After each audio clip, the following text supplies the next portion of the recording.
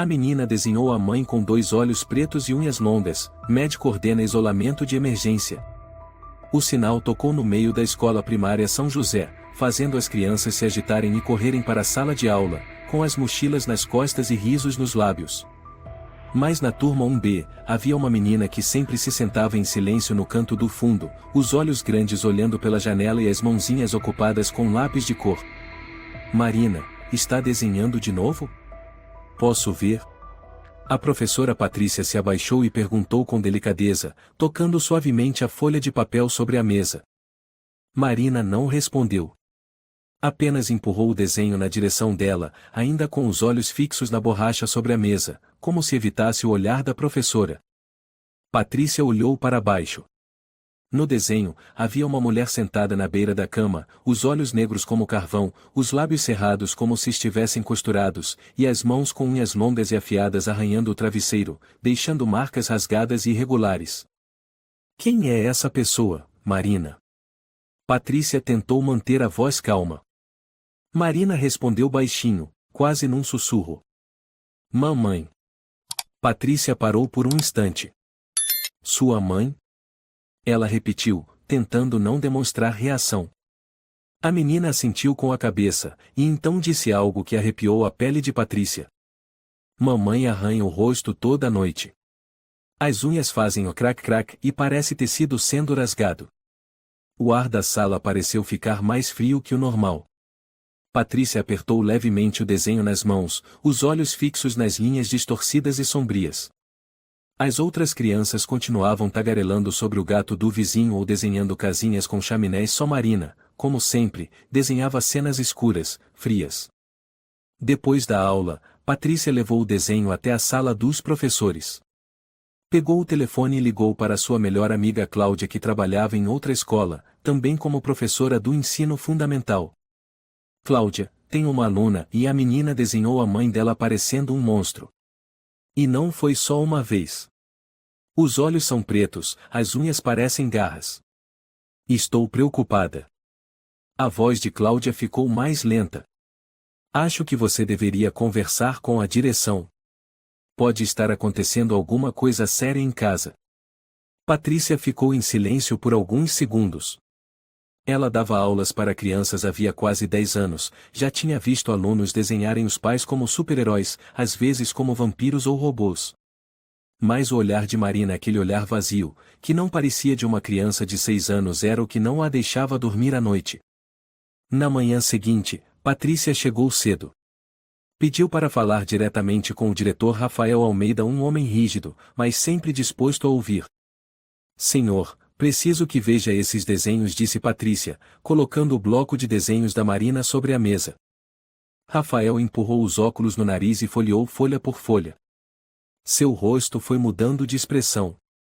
Quem é essa aluna? Perguntou, a voz ficando mais grave. Marina. Ela está na minha turma. Muito educada, nunca cria confusão, mas não tem amigos. E costuma desenhar essas coisas com frequência. Rafael assentiu.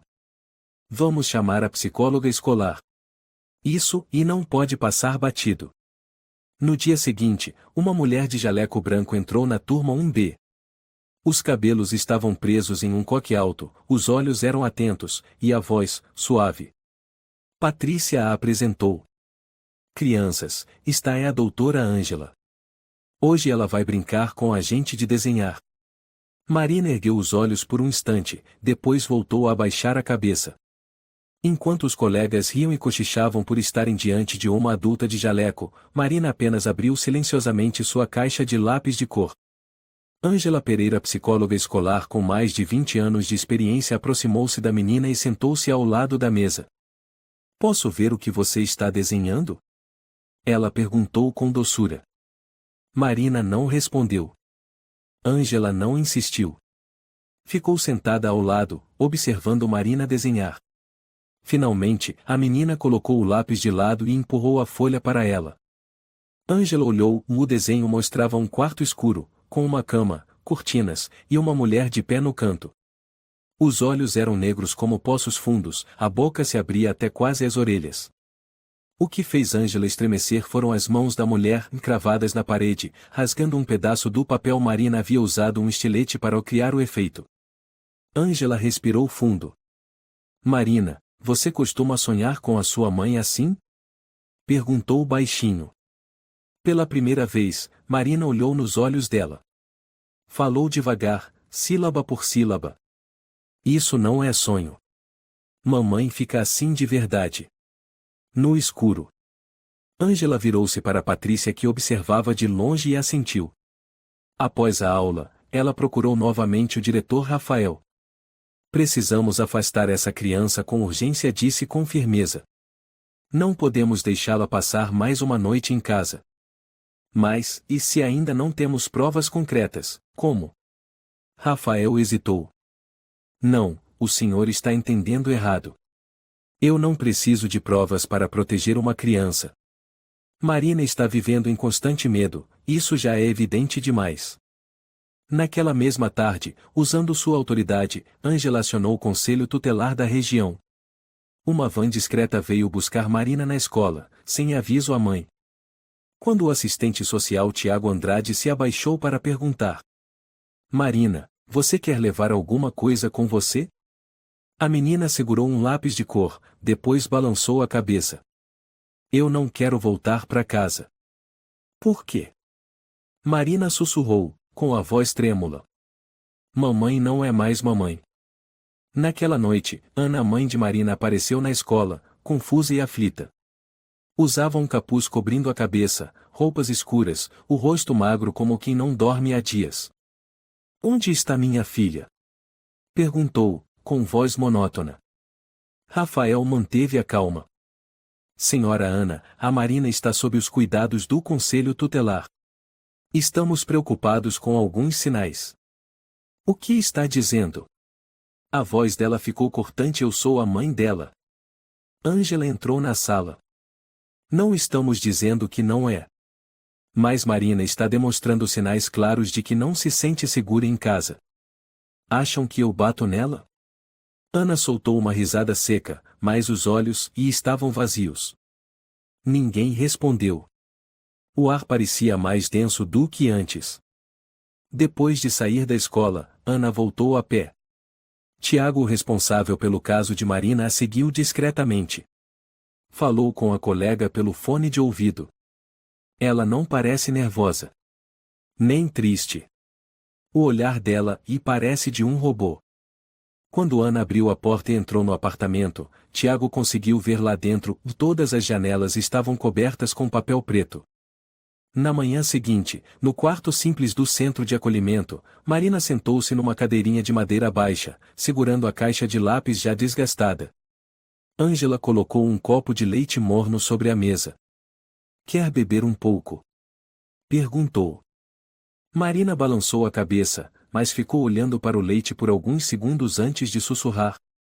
O leite de casa também é assim, mas tem gosto amargo. Ângela inclinou levemente a cabeça. Gosto amargo? Desde quando? Faz tempo. Mamãe diz que é porque eu tenho pesadelos, por isso o gosto muda. Ângela anotou rapidamente no caderno, com o coração apertado. Depois entregou uma folha em branco para Marina. Você pode desenhar seu quarto? Como você se lembra dele? Marina não respondeu, apenas assentiu e começou a desenhar. Enquanto isso, Tiago Andrade observava pela vidraça espelhada, do lado de fora, ao lado de Patrícia, que havia sido convidada para ajudar a compreender melhor os hábitos da menina. Ela desenha rápido demais, comentou Tiago. Marina desenha como respira. Sempre que está assustada, ela não grita, nem chora, apenas pega o papel e desenha, respondeu Patrícia, sem tirar os olhos das pequenas mãos. Menos de 10 minutos depois, Marina empurrou a folha na direção de Ângela. O quarto apareceu com traços delicados, mas perturbadores, uma caminha encostada à janela, um armário no canto, e uma figura sentada no chão encostada na parede. O rosto era indefinido, mas a mão estava arranhando a parede, deixando marcas fundas, em vermelho vivo. Quem é essa pessoa, Marina? Ângela perguntou. A menina respondeu. Mamãe. Toda noite ela fica assim. Não dorme. Só arranha a parede. Eu fecho os olhos e abro só um pouquinho e para ver se ela dormiu. Mas mamãe nunca dorme. Ângela sentiu um calafrio percorrer a espinha. Tiago entrou às pressas, a voz tensa. Quero solicitar um exame médico para Marina. Precisamos confirmar se houve agressão física. Ângela assentiu. Eu também ia sugerir. É nosso dever e também nosso medo ainda sem nome. No dia seguinte, no Centro Médico Vila Mariana, Marina foi levada ao consultório pediátrico. A doutora Camila Gomes, mulher de mais de 40 anos, experiente em traumas infantis, realizou o exame pessoalmente. Pode me mostrar este bracinho? Sua voz era suave como o vento. Marina arregaçou a manga, revelando hematomas arroxeados no pulso. Tiago, ao lado, franziu a testa. Essas marcas e não parecem ter sido causadas por brincadeiras. A doutora Camila girou delicadamente o ombro da menina. Aqui também, nos ombros, há sinais de aperto. Provavelmente durante a noite, enquanto dormia. Ângela fotografou as marcas e afirmou. Já temos material suficiente para um processo de intervenção. Não são ferimentos graves, mas está claro que Marina não se sente segura dormindo ao lado da mãe. De repente, Marina disse. A mão da mamãe é muito comprida. Comprida até os meus pés. Eu não consigo respirar. Patrícia se aproximou e pousou a mão sobre o ombro de Marina. Meu amor, você foi muito corajosa. Tiago olhou para Marina por um instante e então disse baixinho. Precisamos gravar esta noite. Naquela noite, no centro de acolhimento, um pequeno gravador foi colocado próximo à cama de Marina. A menina adormeceu depois de muitas horas de tensão. No escuro silencioso, só se ouvia o som suave do ventilador de teto e a respiração regular de uma criança que acabará de cair no sono. Mas por volta das 2 da manhã, os sons começaram a mudar. A gravação reproduzida na manhã seguinte fez todos na sala de reuniões do centro prenderem a respiração. Uma voz sonolenta ecoou. A mamãe vai acordar e ela sabe que eu estou acordada e não respira forte. Aquele sussurro vinha da própria boca de Marina, embora ela estivesse dormindo profundamente. E então, ouviu-se um som de unhas arranhando uma superfície metálica, claramente fruto da imaginação da menina, mas o ruído apareceu na gravação como um pesadelo real. Sinceramente, e eu não consigo acreditar, balbuciou Patrícia. Ela está sonhando que está sendo vigiada, até na respiração. Ângela fechou o caderno, os olhos marejados. Uma criança não inventa isso do nada. O que Marina sente é real, mesmo que os adultos não queiram acreditar. Tiago assentiu e pegou o celular. Vou solicitar autorização da delegacia para investigar a casa da Ana. Se for preciso, será necessário vigilância 24 horas. No bairro onde Ana morava, começaram os sussurros. Ela anda estranha. Quase não sai de casa ultimamente, contou Dona Maria, vizinha de porta, a Tiago quando ele veio perguntar. O olhar dela é sempre distante. Toda noite ouço barulhos de cadeiras arrastando, móveis sendo empurrados. Teve uma noite e eu ouvi risadas. Mas eram risadas e sem alma. Um senhor idoso, seu Eduardo, completou. Já vi ela de madrugada, parada na frente da porta, abraçada a um travesseiro, olhando fixamente pro escuro. Parecia hipnotizada. Tiago perguntou. O senhor já viu alguém com ela? Algum visitante? Seu Eduardo balançou a cabeça. Nunca. Mas ela e cobriu todas as janelas com papel preto. Ninguém consegue ver lá dentro. Enquanto isso, no centro de acolhimento, Patrícia foi chamada novamente porque Marina havia feito um novo desenho. Dessa vez, não usou lápis de cor, mas tinta preta espessa e borrada. No desenho, havia uma cama com 2 pessoas, uma era uma menina dormindo, a outra uma mulher estava rasgando o lençol com as unhas, que atravessavam o tecido, revelando manchas escuras de sangue. Ângela segurou o desenho e murmurou. Ela está registrando cada noite como se fosse uma câmera. Marina estava sentada no chão, segurando firmemente sua caixa de lápis. Ela olhou para Patrícia com olhos marejados. Professora, e mamãe sabe que eu estou desenhando essas coisas. Ela vai ficar brava. Não vai, Marina. Você não fez nada de errado, disse Patrícia, sentando-se e abraçando a menina. Estamos aqui para te proteger. Marina não disse nada. Depois de um tempo, perguntou. Se a mamãe não me vê, e ela vai procurar, né, professora? Patrícia se sobressaltou. O que você disse? A mamãe disse, e se eu me esconder, ela vai me achar. Ela disse, e que as unhas dela conseguem me encontrar, mesmo que eu me enterre. O ambiente na sala ficou imediatamente pesado. Tiago parou na porta, olhou para Ângela. Vou encaminhar este caso agora mesmo ao Conselho Tutelar de São Paulo. Ângela assentiu, os lábios cerrados. Não dá mais para esperar. Nós não podemos prender ninguém sem provas concretas. A criança não foi agredida fisicamente. Não há lesões graves que indiquem maus tratos, reforçou pela terceira vez a delegada Lúcia Mendes durante a reunião de emergência. Ângela mordeu o lábio e empurrou a pasta de desenhos da Marina para o centro da mesa. E a senhora acha que esses desenhos são só fruto da imaginação? Cada um deles tem os mesmos elementos: olhos negros, unhas compridas, comportamento violento à noite. Lúcia suspirou. Já solicitamos acesso ao registro de residência, mas a família da Marina é composta apenas pela mãe e a filha. Não há pai. Os vizinhos dizem que Ana anda distante, mas nunca causou confusão. Tiago interrompeu. Já falei com a Ana 2 vezes. Ela não se defende, não chora, não se irrita.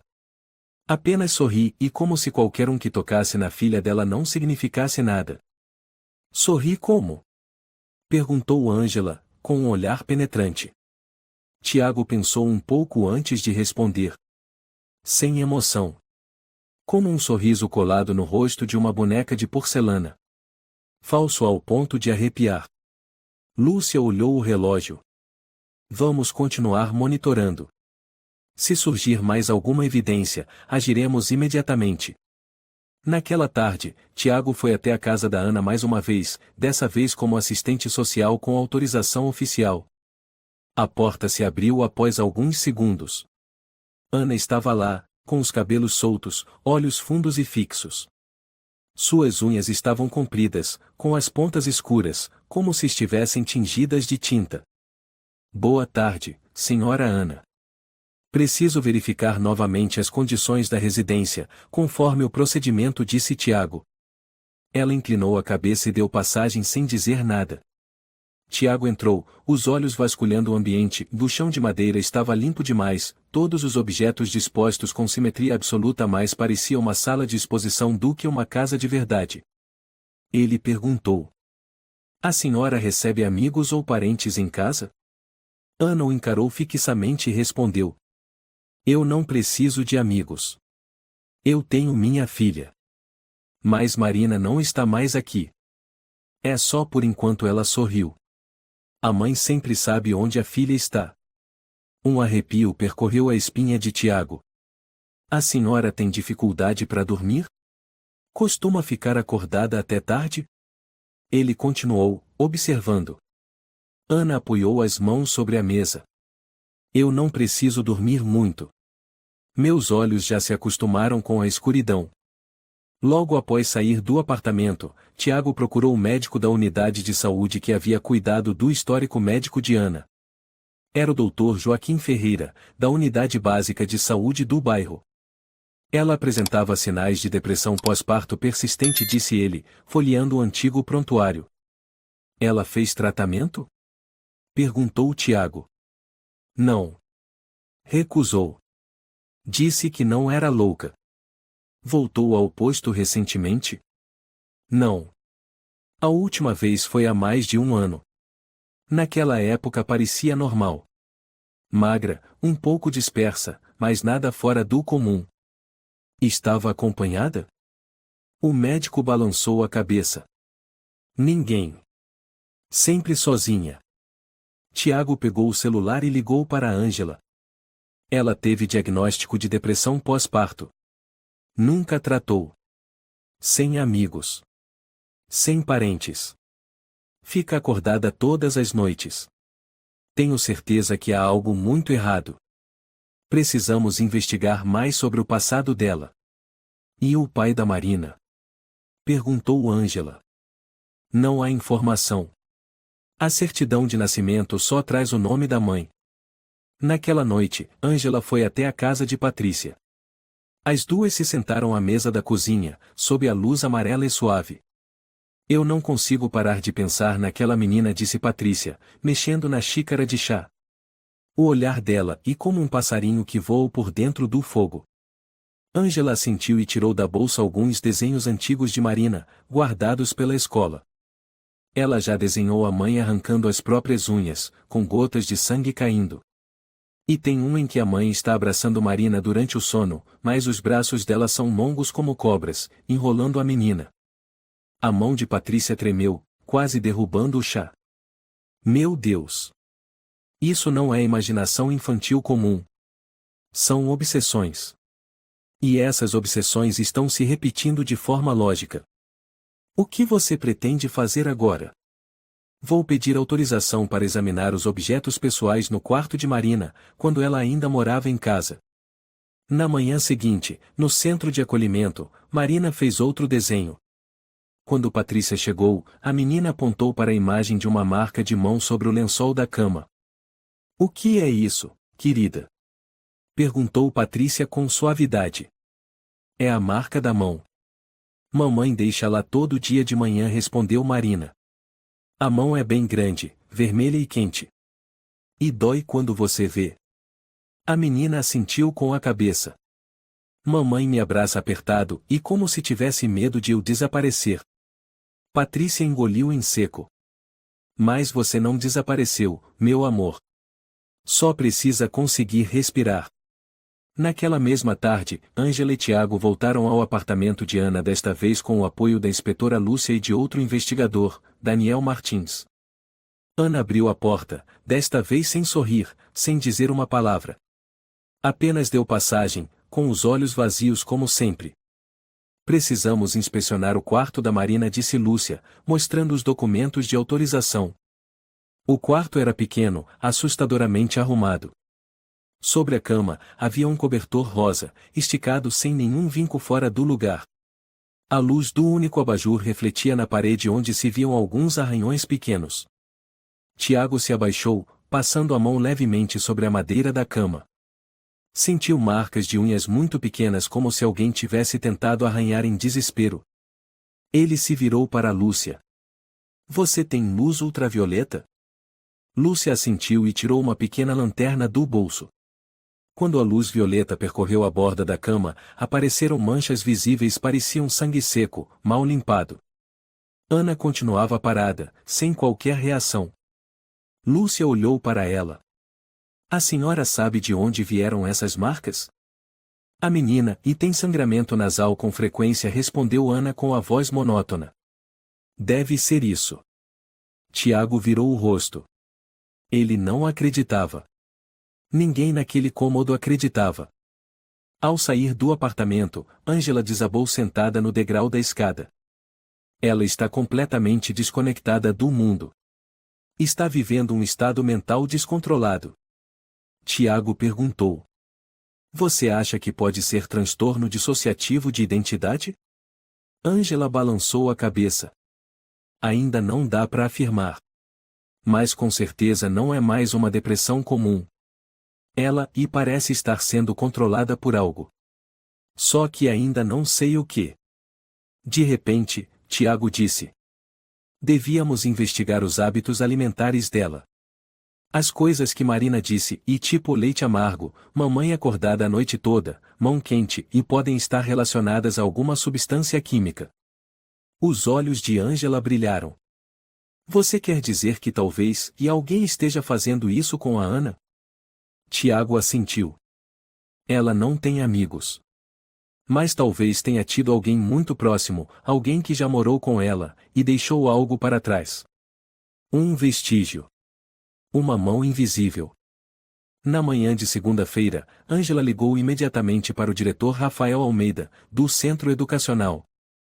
O senhor ainda tem todos os desenhos antigos da Marina? Perguntou com urgência. Rafael hesitou por um segundo.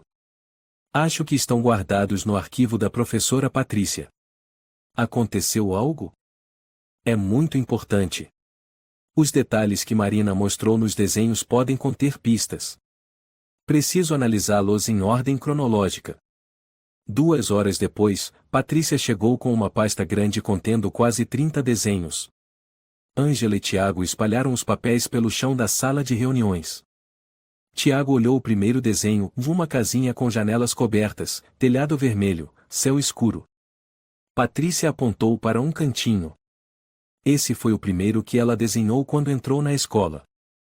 Na época, achei que era só coisa de criança. Mas agora... Ângela organizou os desenhos por data, mês a mês. As cores iam mudando dos tons claros e vivos do início para manchas cinzentas, pretas, vermelhas profundas. Veja isso, disse Tiago, apontando o 14º desenho. A mão da mãe está saindo da manga.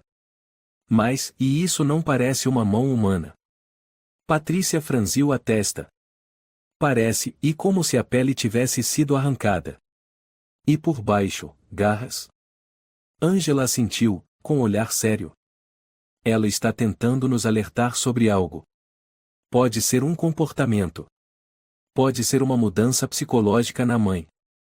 Ou algo muito pior que Marina não consegue nomear.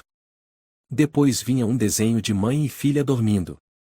A mãe não tinha olhos. O braço direito se estendia, enrolando o corpo da menina. Patrícia prendeu a respiração. Parece uma cobra. Tiago murmurou. O braço é longo demais, e o pulso parece apertado. Igual às marcas no corpo da Marina. Outro desenho mostrava uma silhueta parada no canto do quarto, com a mão apoiada na parede, deixando um rastro de sangue vermelho. Marina havia esfregado o giz vermelho com força, como uma lâmina. Ângela falou em tom firme. Quero aplicar uma nova avaliação psicológica na Marina. Desta vez usando o método de desenho livre com modelo de família e vínculos emocionais. Na sala de atividades do centro, Marina sentou-se à mesa de madeira, com uma caixa de lápis nova nas mãos. Querida, hoje vamos desenhar a família. Pode desenhar a mamãe, você, e se tiver mais alguém, pode colocar também. Ângela disse com um sorriso. Marina não respondeu, só assentiu e começou a desenhar. Patrícia observava atrás do espelho unidirecional, com o coração acelerado. Tiago, sentado ao lado dela, murmurou. Cada traço é uma pista. Precisamos saber ler. Depois de quase 20 minutos, Marina largou o lápis. Ângela se aproximou com cuidado. Pode me contar quem são essas pessoas no desenho? A menina apontou para uma garotinha de cabelo comprido, com camiseta rosa. Eu. Depois, para uma mulher sem pupilas e com braços muito longos. Mamãe. E essa pessoa aqui? Ângela apontou para a figura de um homem atrás da cortina. Marina hesitou, depois sussurrou. Essa pessoa não tem nome. Mas toda vez que a mamãe chora, ele fica atrás da cortina. Ângela apertou o desenho nas mãos. Pode ser que alguém já tenha morado com Ana. Um homem. Tiago se levantou de repente. Temos que vasculhar aquele apartamento de novo. Mas agora, a fundo. À noite, Ângela e Tiago voltaram ao apartamento de Ana, desta vez acompanhados pelo especialista forense, o engenheiro Diego Soares, conhecido como o terceiro olho da perícia local. O apartamento continuava o mesmo. Arrumado de forma obsessiva. Sem cheiro de mofo. Sem sinais de uso cotidiano. Diego usou uma lanterna de luz ultravioleta para examinar o quarto, especialmente sob a cama e dentro do armário. Tem uma fenda no chão, disse ele, se agachando. Tiago se aproximou. Está trancada? Não. Foi selada com cola transparente. Mas dá para abrir. Com ferramentas delicadas, Diego foi retirando as bordas. Após 3 minutos, uma parte do piso se soltou, revelando um compartimento escuro. Ele enfiou a mão e tirou uma caixa plástica cinza. Dentro, havia um saco com pó branco e algumas cartelas de comprimidos sem rótulo. Ângela pegou os medicamentos, a voz trêmula. Psicotrópicos. Doses altas. Tiago arregalou os olhos. Sem receita, sem registro. Por que Ana teria isso? Talvez não tenha sido ela. Diego apontou para o fundo da caixa. Tem um bilhete. Nome do remetente, Gabriel Nunes. No dia seguinte, Tiago checou o cadastro de residentes. Gabriel Nunes, ex-companheiro de Ana, morou com ela 4 anos antes, trabalhava no setor de química farmacêutica. Onde ele está agora? Perguntou Ângela. Mudou-se para Fortaleza 2 anos atrás. Cortou contato desde que Marina tinha 3 anos. Tiago respondeu, pálido, mas se foi ele quem deixou esses remédios, e então não estamos lidando apenas com um caso de transtorno mental. Talvez ele tenha usado os medicamentos para tirar o controle da Ana. Transformá-la num fantasma dentro da própria vida. Ângela falou devagar. E no momento certo, desapareceu. Tiago apertou os punhos e deixou para trás uma mãe destruída e uma criança apavorada. Patrícia foi chamada, e ao ouvir tudo, cobriu o rosto e chorou. Pensamos que a mãe era um monstro, mas talvez ela só fosse uma vítima. Ângela olhou para o corredor, onde Marina desenhava um gato dormindo ao sol. Essa menina viveu no inferno. Ninguém viu. Ninguém acreditou. Até que ela pegou num lápis. Tiago sussurrou. E agora, vamos seguir cada traço desse lápis até a verdade. As notícias sobre a menina de 6 anos chamada Marina que desenhava imagens assustadoras da própria mãe começaram a se espalhar pela comunidade como uma chama discreta. O jornal local, o Jornal do Bairro, publicou uma matéria sugerindo: a sombra por trás da janela coberta, uma criança pedindo socorro através de seus desenhos? Naquela mesma tarde, num café próximo à escola São José, um grupo de pais conversava em cochichos. Ouvi dizer que a Marina desenhou a mãe com garras de bruxa. E não foi só um desenho, não. Mais de uma dúzia. Sempre com olhos pretos, como se estivesse possuída. O estranho é que a menina é super educada. Nunca causou problema. Mesmo assim. Outra mulher comentou. Já vi a mãe dela no supermercado Pão de Açúcar. Cabelo todo bagunçado, parecia um zumbi. As unhas então, e enormes, pretas como carvão. No Centro de Proteção à Criança, Tiago desligou o telefone após saber que a imprensa estava começando a publicar. Isso não é bom. Se a coisa se espalhar, o povo vai se revoltar, e a mídia vai inventar ainda mais para ganhar clique, disse ele a Ângela. Temos que agir antes deles. Quanto mais demorar, mais a Marina vai ser tratada como espetáculo, respondeu ela, o olhar tenso. Patrícia entrou com expressão sombria. Acabei de receber uma mensagem anônima no celular da escola. Ela colocou o telefone sobre a mesa. A mensagem era curta. Se quiser manter Marina segura, fique longe. Pode ser uma brincadeira. Mas também pode não ser, disse Tiago, pensativo. Estamos chegando perto de algo, e que alguém quer esconder. Ângela franziu a testa. Tudo começou com Ana, mas agora todos os sinais apontam para uma figura por trás e alguém que controla tudo. Naquela noite, Tiago voltou ao bairro onde Ana morava, sozinho. Escondeu-se atrás de uma árvore e observou o prédio à distância. Sob a luz amarelada dos postes, as janelas do 3º andar onde ficava o apartamento de Ana ainda estavam cobertas com papel preto. Sem luz. Sem movimento. Como um bloco de silêncio no meio da cidade, ele murmurou. Uma senhora se aproximou, Dona Maria, vizinha do andar de baixo, e reconheceu Tiago. O senhor é do Centro de Proteção à Criança, não é? Sim. A senhora sabe de alguma coisa? Ela olhou ao redor e sussurrou. Ultimamente, Dona Ana não sai mais de casa. Mas outro dia, vi a sombra dela passando pelo corredor, como se estivesse rastejando. Não caminhando. Rastejando. Tiago engoliu em seco. A senhora tem certeza? Moro aqui há 30 anos, não me engano com uma coisa dessas. Também ouvi unhas arranhando a porta e às 3 da manhã. Unhas? Como se fossem garras arranhando madeira. Um som agudo, como tecido sendo rasgado. Quando abri a porta devagarinho para espiar, não vi nada. Só senti cheiro de ferro. Cheiro de sangue. Na manhã seguinte, um artigo viralizou nas redes sociais com o título "A mãe de boneca da noite fenômeno estranho em São Paulo". A matéria trazia uma foto tirada às escondidas de Ana parada no meio de um supermercado, encarando as prateleiras com olhar vazio, unhas longas e negras. Nos comentários: parece possuída. Quem deixa uma criança morar com uma pessoa assim é louco. Interna essa mulher num hospício agora. Patrícia bateu com força o notebook. Eles não sabem de nada. Não entendem o quanto Marina é uma criança doce e sensível.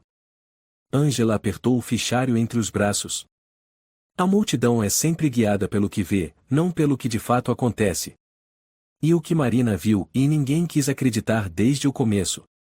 Marina começou a mudar. Já não desenhava como antes, ficava mais calada, mais pensativa. Numa conversa particular, Ângela perguntou: Marina, você não tem desenhado ultimamente? Por quê? A menina respondeu baixinho: porque a mamãe sabe. Sabe o quê? Sabe o que eu desenho.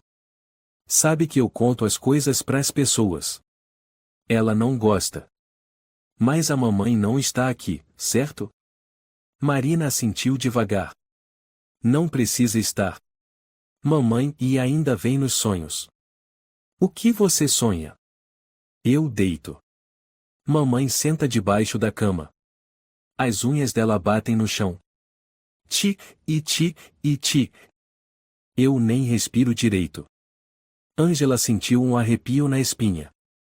Abraçou levemente os ombros de Marina, a voz trêmula. Você não está sozinha. Aqui tem a tia, a Patrícia, o tio Tiago. Ninguém pode te machucar. Marina a encarou, piscou uma vez, e sussurrou. Mas, e se mamãe não me vê, ela vai procurar. E as unhas dela vão me encontrar. Naquela noite, Tiago não conseguiu dormir. Virava e revirava os arquivos sobre a mesa, parando nas anotações de Ângela sobre os sonhos recorrentes de Marina. Mamãe bate as unhas na parede. Mamãe sabe que estou acordada. Mamãe me procura debaixo da cama. Ele se lembrou das palavras de Dona Maria. Das garras desenhadas nos papéis por Marina. As mãos da mamãe e são como cobras. Me enrolam. Eu não consigo respirar. Aquela frase ecoava em sua mente como um grito vindo do fundo de um abismo. Patrícia mandou uma mensagem quase à meia-noite. Os colegas da turma da Marina começaram a cochichar. Os pais dizem que ela é uma criança amaldiçoada. Precisamos fazer alguma coisa antes que vá longe demais. Tiago respondeu. Amanhã, vou pedir novo mandado para revistar o apartamento da Ana. Desta vez com mais profundidade. Na manhã seguinte, no centro, Ângela observava Marina desenhando concentrada pela janela de vidro. Ela entrou suavemente e sentou-se. Faz tempo que você não desenhava. Marina não respondeu. Ângela perguntou. Posso ver? Marina entregou o desenho. Era um cômodo banhado por luz, Marina sentada no chão. A mãe estava num canto, amarrada por cordas, mas as cordas não a prendiam. Prendiam Marina. Ângela olhou fixamente. Quem está segurando essas cordas? Marina balançou a cabeça, sem falar. Então Ângela notou um detalhe, e no canto da janela do desenho, havia a imagem de um homem segurando o fio das cordas, o rosto todo pintado de preto. Você conhece esse homem? Marina respondeu com a voz quase inaudível. Não sei o nome. Mas, e já vi ele colocar um pacote branco no armário da cozinha. Na manhã de quinta-feira, a chuva caía forte. As gotas batiam nos vidros do centro como punhos frios pedindo para entrar. Marina estava no canto da sala de leitura, abraçada a um ursinho já velho. Não falava desde cedo. Não ria. Não desenhava. Ângela entrou, sentou-se com calma ao lado. Você está cansada, Marina? A menina negou com a cabeça. Aconteceu alguma coisa que te deixou triste? Depois de um longo silêncio, Marina sussurrou. Mamãe está procurando. Ângela parou. Você sonhou com ela? A menina balançou a cabeça mais uma vez, devagar, com os olhos fixos. Não foi sonho. Eu sei que ela está procurando mesmo. Ela disse que, se esconderem ela vai esconder eles. Ângela engoliu seco. Quem te disse isso? Mamãe Marina respondeu com firmeza. Na reunião de emergência com Tiago e Patrícia, Ângela expôs logo o ponto principal. Entramos numa fase crítica. Marina começa a sofrer distorções emocionais causadas por sensação de perseguição. Não descarto a possibilidade de delírios recorrentes. Tiago soltou o ar. E se de fato houver alguém tipo esse Gabriel que tenha manipulado a mente da Ana, então a Marina sentir que a mãe está vindo ou pode ser uma intuição verdadeira. Patrícia encostou a cabeça nas mãos. Tenho medo de que, numa noite dessas, ela apareça no centro e leve Marina embora. Tiago olhou para Ângela. Podemos reforçar a segurança? Sim. Mas o que me preocupa mais é a Marina. Ela mostra sinais de ansiedade severa. Se não tratarmos, pode mergulhar num colapso. Patrícia assentiu, contendo a voz embargada. Ontem à noite ela não dormiu. Entrei no quarto, Marina estava sentada, de olhos abertos, encarando a parede. Perguntei se estava bem, e ela só disse: mamãe não dorme, então eu também não posso dormir. O silêncio dominou a sala. No dia seguinte, Tiago voltou à delegacia com um novo pedido de mandado para acessar o apartamento da Ana, agora com a finalidade de investigar substâncias químicas ou tóxicas ligadas aos psicotrópicos encontrados anteriormente. A delegada Lúcia Mendes hesitou. Não há crime comprovado. Você não pode invadir uma casa só porque uma criança desenhou coisas estranhas. Tiago bateu na mesa. E você não acha estranho uma criança de 6 anos desenhar a própria mãe estrangulando-a com mãos em forma de cobra? Ou mostrar um homem do lado de fora puxando cordas que prendem seu pescoço, enquanto a mãe é só uma marionete? Lúcio encarou por longos segundos, depois abriu a pasta. Vou assinar. Mas você tem 48 horas. Naquela tarde, uma equipe de peritos químicos foi convocada. Enquanto isso, Patrícia e Ângela levaram Marina ao parque, para afastá-la da tensão do centro. A chuva havia parado. As folhas caídas ainda estavam encharcadas sobre o chão de cimento. Marina caminhava devagar, segurando firme a mão de Patrícia. Sabe, professora? Marina disse baixinho: lá em casa tinha um gato. Mas a mamãe dizia que não era um gato. Ela dizia e que era um olho. O quê? Patrícia se assustou. Mamãe disse que o gato ficava de olho em mim. Se eu falasse algo estranho, ele contaria tudo. Ao ouvir aquilo, Ângela sentiu o peito apertar. No apartamento, Tiago e a equipe forense iniciaram a inspeção completa da cozinha. Debaixo da pia, encontraram várias embalagens de comprimidos vazias sem rótulo, sem tampa. O perito Cláudio, engenheiro químico, analisou a amostra dos medicamentos anteriores. Esse tipo de substância é extremamente perigosa. Afeta diretamente o sistema nervoso central. O uso prolongado causa alucinações, insônia, obsessões repetitivas, perda de controle do comportamento. Tiago sussurrou. Essa é a Ana. Outro perito, Miguel, entregou a Tiago um bilhete fino encontrado dentro de um livro de receitas. Quando você não for mais você, eu voltarei para pegar tudo de volta. GM. Tiago cerrou os punhos. Gabriel Nunes. De volta ao centro, Ângela entrou na sala de Marina e a encontrou adormecida na cadeira. Mas o que a fez parar de repente foi o desenho inacabado sobre a mesa. No papel, havia um cômodo escuro, janelas cobertas com papel preto, a mãe em pé no centro do quarto, com os braços tão longos que tocavam o chão, e Marina encolhida na cama. O que arrepiava era a figura adicional perto da janela, e pela primeira vez, Marina desenhara o rosto de um homem. Ângela examinou com atenção. O rosto era escuro, os traços pontiagudos, e um sorriso torto. A boca não tinha lábios, só dentes brancos e longos como agulhas.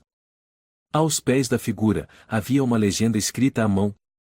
Ele vem à noite. E disse à mamãe: as unhas não são longas o suficiente, Ana. Naquela noite, em uma reunião de emergência no centro, Tiago apresentou todas as descobertas, o bilhete, os remédios, a assinatura com as iniciais GM. Ângela concluiu. Agora não há mais dúvidas. Gabriel usou medicamentos para manipular a mente de Ana, provocando um distúrbio comportamental tão profundo que ela virou uma marionete. Patrícia, com a voz embargada. E a Marina, esse tempo todo, só tinha os desenhos como forma de pedir socorro. Tiago se levantou, determinado. Eu vou encontrar esse homem. De qualquer jeito. No meio da madrugada, Patrícia cochilava no escritório do centro. Acordou assustada com um som muito baixo como unhas batendo na madeira. Toque, toque e toque. Ela se levantou e saiu no corredor. Todas as luzes estavam apagadas, exceto uma lâmpada amarela no fim do corredor bem diante da porta do quarto de Marina. Ela se aproximou, colocou a mão na maçaneta e abriu. Marina estava sentada no chão, os olhos arregalados, o rosto pálido. Marina? Você está bem? A menina sussurrou com uma voz que não parecia a dela. Mamãe, chegou. Ela está arranhando a parede. Patrícia olhou ao redor, não havia ninguém. Mas então reparou na parede atrás da cama havia 3 arranhões fundos, horizontais, como se garras reais tivessem acabado de riscar o reboco. Na manhã seguinte, Ângela ficou paralisada na cadeira, o olhar fixo na foto das marcas que Patrícia havia registrado no quarto de Marina. 3 cortes diagonais, fundos, como se unhas de verdade tivessem rasgado a pintura. O que deixou Ângela sem palavras foi o sangue seco visível em uma das marcas. Tiago entrou. Acabei de receber uma informação da polícia de Fortaleza. Gabriel Nunes já foi investigado por fabricar medicamentos ilegais, mas escapou por falta de provas. E agora ele deixa uma assinatura de sangue na parede do quarto de uma criança, murmurou Ângela. Patrícia sentou-se, o rosto pálido. Eu revisei o quarto da Marina antes dela dormir. Nenhuma porta foi aberta. Nenhuma janela. Então, e de onde veio aquele sangue? Tiago pegou o celular e ligou para o laboratório forense. Vou enviar a amostra. Se o DNA for da Ana, saberemos o que está acontecendo. Se não for, tenho medo que seja algo ainda pior. Naquela noite, Marina se recusou a dormir. Ficou encolhida debaixo das cobertas, olhos abertos fixos na escuridão do canto do quarto. Ângela sentou-se ao lado dela, segurando sua mão. Está tudo bem, querida. Eu estou aqui. Todos nós estamos aqui com você. Marina não respondeu. Depois de um tempo, perguntou. Você sabe que a mamãe ainda está por perto? Ângela se assustou. Quem te disse isso? Eu ouvi. Mamãe falou pela parede. Disse que não é para eu confiar nos estranhos, e porque eles querem trancar ela para sempre. Querida, e sua mãe está doente. E estamos ajudando ela a melhorar. Marina balançou a cabeça suavemente, com voz minúscula. Não é doença. Mamãe, e virou outra coisa. Na manhã seguinte, chegou a notícia do laboratório forense, do sangue encontrado na parede não era de Ana. Nenhuma correspondência nos bancos de dados nacionais. Tiago bateu na mesa. Se não é dela, então de quem é? Quem entrou num centro protegido durante a madrugada e ninguém viu? Patrícia não conseguiu responder. Já não tenho certeza de com o que estamos lidando. Ângela murmurou. Talvez tenha sido a própria Marina. Tiago se virou, indignado. Não. Ela não tem força para arranhar desse jeito. E o sangue? Ângela falou devagar. Existe uma hipótese psicológica. Memória dissociada. Quando uma criança presencia violência extrema, pode ir repetir o comportamento de forma inconsciente. Patrícia balançou a cabeça, com lágrimas caindo. Marina não é culpada. Não foi ela.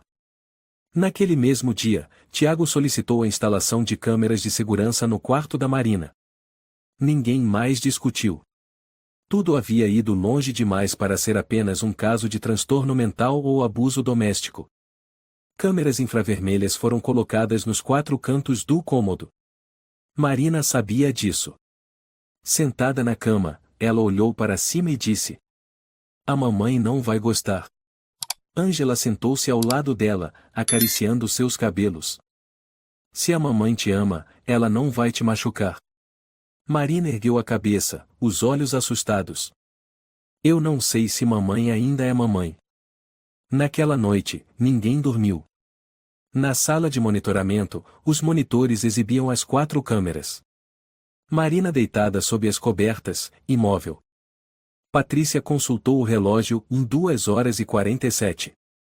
Tiago serviu mais café, os olhos presos à tela. Ângela anotava cada minuto.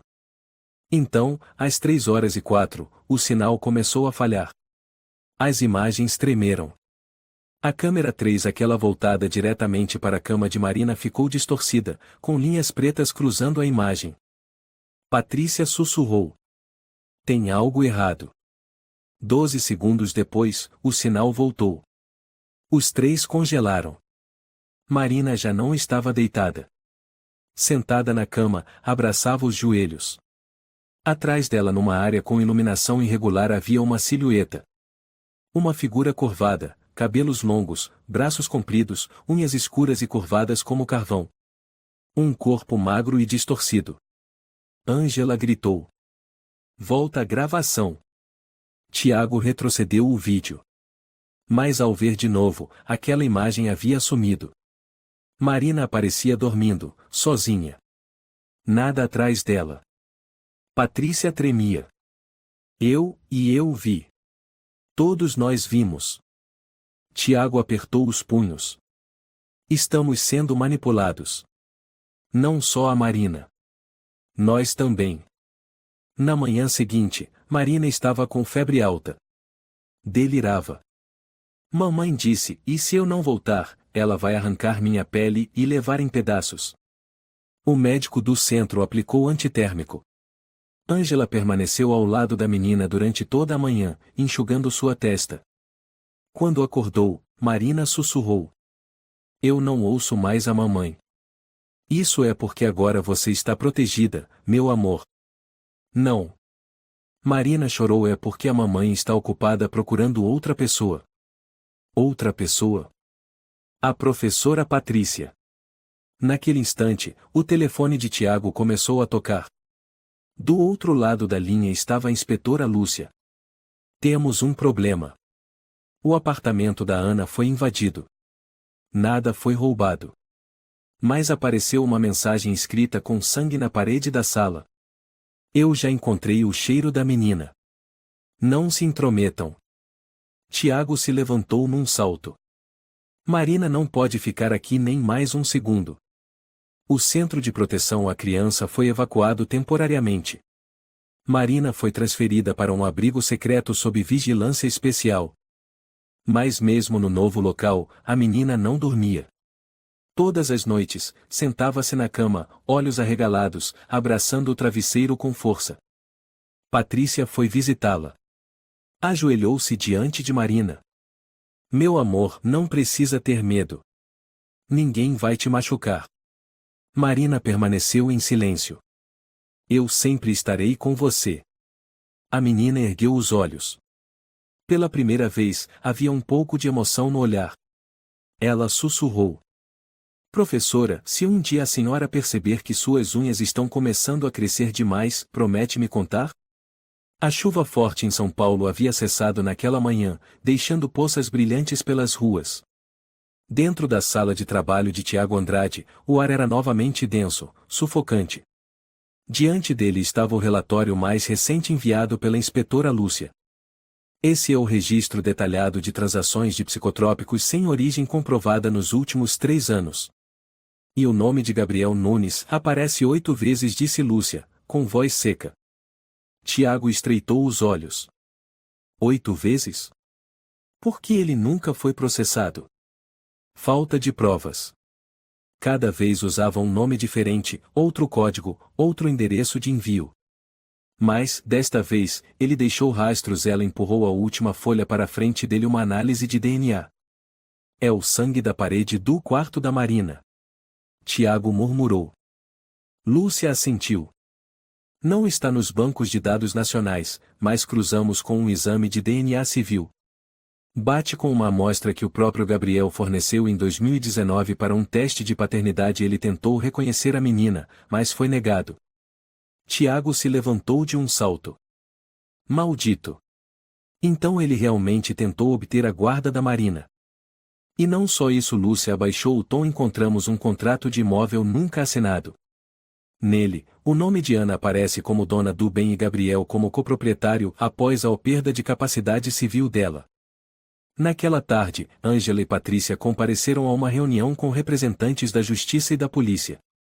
Precisamos reconhecer que a perda de lucidez da Ana foi induzida externamente, afirmou Ângela com firmeza. Já acompanhei centenas de pacientes com transtornos psicológicos. Ana não estava deprimida, ela foi envenenada. Um pouco por vez. Todos os dias. A senhora tem provas específicas? Perguntou o advogado principal. Tenho. O exame de sangue feito quando Ana foi internada revela traços da substância promesinal. Um neurolético não autorizado para uso prolongado. Patrícia completou. Também temos os desenhos da Marina que mostram claramente a mudança de comportamento da mãe desde o início. A menina não inventou nada. Ela viveu aquilo. Ela viu tudo. E sobre Gabriel? Perguntou o advogado. Tiago apresentou o bilhete encontrado sob o armário. Ele deixou vestígios, assinatura, e um motivo claro: tomar posse dos bens, eliminar Ana e, aos poucos, tentar levar Marina para si. Lúcia fechou a pasta. Vamos solicitar um mandado de prisão imediata. 2 dias depois, num apartamento em um conjunto habitacional antigo de Fortaleza, a porta foi arrombada por uma equipe especial. Gabriel Nunes estava sentado em frente ao computador, o cigarro quase apagado entre os dedos. Polícia! Gritou uma voz firme. Ele se virou, olhar cínico. Tem algum problema? Lúcia jogou o mandado sobre a mesa. Uso ilegal de substâncias, tentativa de usurpação patrimonial, e ameaças contra uma menor. Você não vai escapar, Gabriel. Ele sorriu de lado. Ela já era louca antes. Eu só assisti. Tiago avançou, olhos ardendo. Não. Você fez ela enlouquecer. Com cada pílula, cada sussurro, cada frase envenenada. Você transformou uma mãe num pesadelo aos olhos da própria filha. Pode provar? Gabriel zombou. Lúcia respondeu. Podemos. E o tribunal cuidará do resto. Uma semana depois, na ala de reabilitação psiquiátrica leve do Centro Médico Vila Mariana, Ana sentava-se junto à janela. O olhar ainda disperso, mas com cor no rosto novamente. Todas as manhãs, ela passava por sessões de musicoterapia e conversas com uma enfermeira especializada. Ângela chegou à tarde, levando um envelope. Olá, Ana. Tenho algo que quero te mostrar. Ana virou-se com um olhar sereno. Ângela abriu o envelope e tirou um desenho em 2 pessoas, uma mãe sentada, cabelo comprido, um sorriso leve, e uma menina abraçada ao seu corpo. Ao redor, sol. Foi Marina quem desenhou. Ela mandou para você. As mãos de Ana tremiam enquanto deslizava os dedos sobre o papel. Ela ainda me vê assim?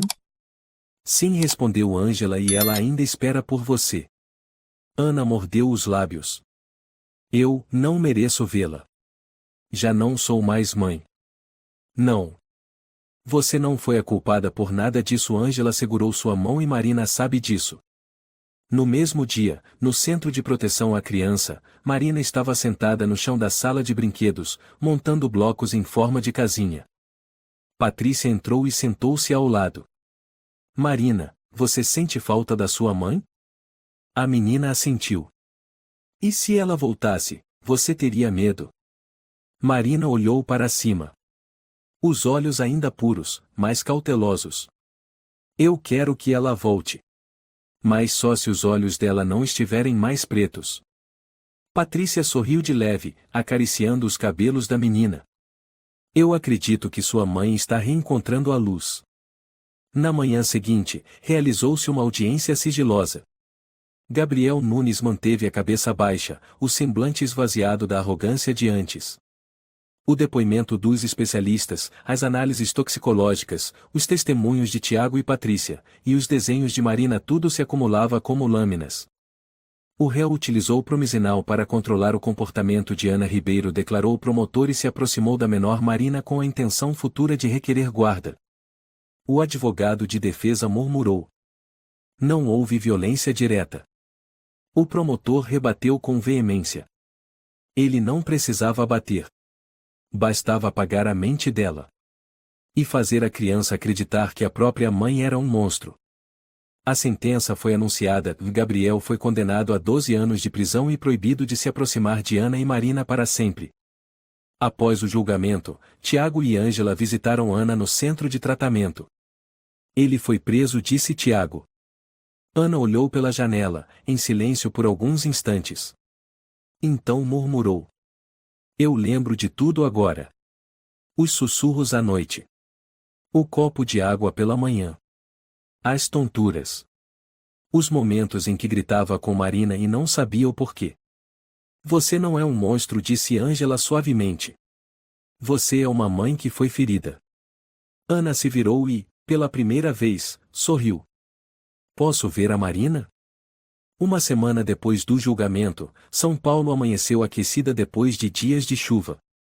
O céu estava límpido, e a luz suave atravessava a janela da sala de encontro especial no Centro de Reabilitação Emocional. Marina estava sentada em um pequeno sofá, os pés balançando. Tinha nas mãos uma folha em branco e uma caixa de lápis novinha. Quer desenhar alguma coisa? Perguntou Ângela, entrando com um copo de leite morno. Marina assentiu levemente, como uma brisa. Mas, em vez de começar a desenhar, ela olhou para Ângela e perguntou com voz baixinha. Hoje, a mamãe vem? Ângela sentou-se ao lado dela, sorrindo. Sim. Mas só se você quiser. Marina ficou em silêncio por um momento, depois assentiu. Eu quero que a mamãe volte. Sinto saudade dela. Mas tenho medo. Medo de quê? Marina sussurrou. Tenho medo de que as unhas da mamãe cresçam de novo. E que eu não a reconheça mais. Ângela segurou a mão de Marina, com ternura. Sua mãe está se esforçando muito para voltar. Eu acredito que hoje você vai ver a mamãe de verdade, com mãos suaves e um olhar cheio de luz. Ao mesmo tempo, na sala ao lado, Ana estava sentada diante de Patrícia e Tiago. Vestia um suéter bege, o cabelo preso com cuidado, e os olhos fundos já não estavam tão vazios. Pela primeira vez em muitos meses, ela começou com uma frase leve como nuvem. Eu não sei se a Marina vai me perdoar. Patrícia sorriu com doçura. Você não precisa pedir perdão.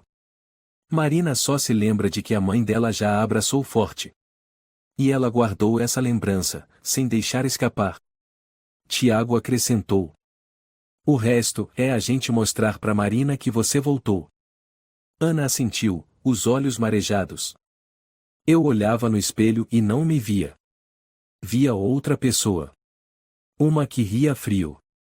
Que arranhava a parede com as unhas. Mas bem no fundo, tinha um cantinho dentro de mim que ninguém tocava. E lá, sempre chamava o nome da Marina. A hora do encontro oficial começou. A porta da sala de convivência especial se abriu. Marina estava sentada em silêncio. Quando Ana entrou, todo o ambiente pareceu prender a respiração. Ana parou, sem se aproximar. Colocou a mão no peito, a voz trêmula. Marina, a mamãe tá aqui. A menina não reagiu de imediato. Apenas olhou fixamente para as mãos da mãe, aquelas que antes apareciam com garras nos desenhos, nos sonhos, nas lembranças borradas. Já cortei tudo. Ana disse, com a voz embargada. Não tem mais nada para te assustar. Só tem a mamãe agora.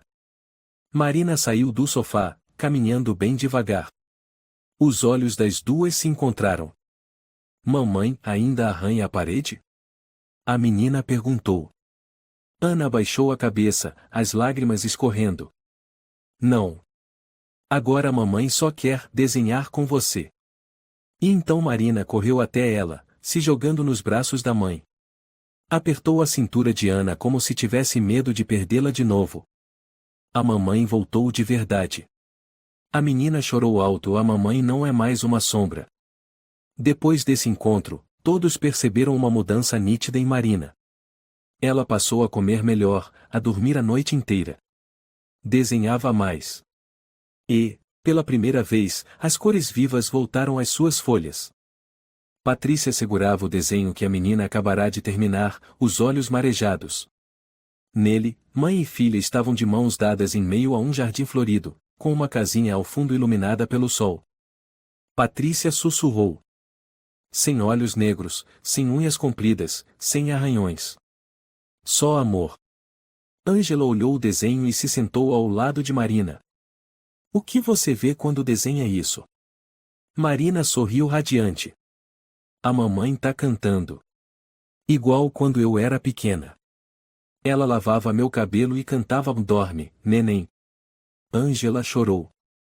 Você guardou essa lembrança por todo esse tempo. Marina assentiu. Mesmo que a mamãe mudasse, a lembrança não muda. Um mês depois, Ana recebeu autorização para sair do hospital e morar em um apartamento supervisionado, perto do centro. Ela procurou Tiago, insegura. Eu não sei por onde começar. Eu nem sabia pentear o cabelo da minha filha. Já preparei o leite errado várias vezes. Agora. Tiago pôs a mão em seu ombro, com calma. Ninguém ensina a ser mãe depois de um pesadelo. Mas tem alguém que pode te ensinar. Quem? A Marina. Numa tarde de sol ameno, Ana e Marina plantavam uma muda de planta na varanda do centro. Marina cavava a terra com cuidado, enquanto Ana colocava a muda no vaso. Mamãe, essa planta cresce rápido? Não, meu amor. Ela precisa de tempo. De sol, de água e até de alguns dias de chuva. Tipo a gente. Ana abraçou Marina apertado. A gente também precisa de tempo. Mas eu acredito que essa planta vai florescer. A reunião final no centro foi organizada para encerrar oficialmente o processo de reabilitação. Durante a reunião, Ângela declarou: algumas crianças nunca dizem nada porque não têm permissão, ou porque são pequenas demais para dar nome ao que está acontecendo. Mas Marina desenhou. E cada traço foi um pedido de socorro. Patrícia se emocionou. Às vezes, um lápis de cor é mais poderoso do que 1000 gritos. Tiago concluiu. Marina não só foi salva. Ela salvou a própria mãe. Numa carta manuscrita enviada para Patrícia, Marina escreveu: Tia Patrícia. Hoje eu abracei a mamãe e não senti medo. Ela me deu um beijo na testa e a mão dela estava macia igual travesseiro. Eu desenhei muito a mamãe. Ela tá com um vestido branco, cabelo liso, olhos brilhantes. O nome do desenho é Mamãe Voltou da Escuridão. Eu amo a tia. Marina. No mês seguinte, Marina deixou o centro e passou a morar com a mãe em um novo apartamento perto do mar. Todas as manhãs, as duas caminhavam juntas na areia, vendo o sol nascer. Ana comprou para Marina um novo estojo de aquarela e um caderno grosso. Você quer desenhar a mamãe? Marina perguntou, sentada num banco do parque. A mamãe vai ficar muito feliz se você fizer isso. Ana sorriu. Marina assentiu, então começou a desenhar. Na imagem, pela primeira vez, a mãe não era mais uma sombra. Era uma mulher luminosa, o cabelo esvoaçando ao vento, os braços abertos, e um coração vermelho pulsando no peito. Abaixo do desenho, Marina escreveu: "Essa é a mamãe de verdade." E ela voltou. Essa história mostra que, às vezes, a dor mais profunda não vem dos gritos, mas do silêncio, especialmente no mundo das crianças. Marina não conseguia expressar o que vivia, mas seus desenhos salvaram a mãe. A maior lição aqui é: discute as crianças com o coração, porque o que elas não dizem costuma ser o mais importante. Além disso, a justiça e a verdade, mesmo que tardias, ainda podem trazer luz e cura se houver paciência, amor e coragem. Se você gostou desta história, convidamos você a dar um like e se inscrever em nosso canal. Seu apoio nos motiva a continuar trazendo histórias comoventes quase todos os dias. Estamos muito agradecidos pelo seu apoio. Até breve.